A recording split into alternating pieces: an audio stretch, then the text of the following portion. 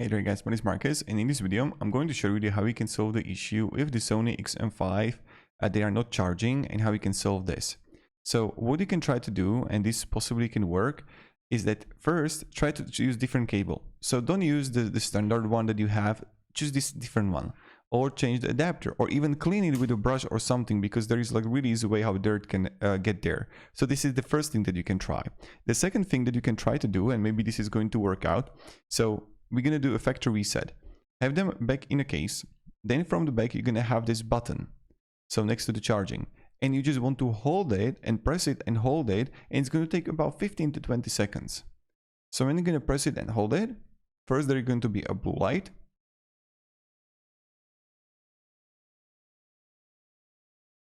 And you just going to wait and wait and wait. And now there is going to be a blinking orange, or like the red, and it's done. So this is how we're gonna get also reset them.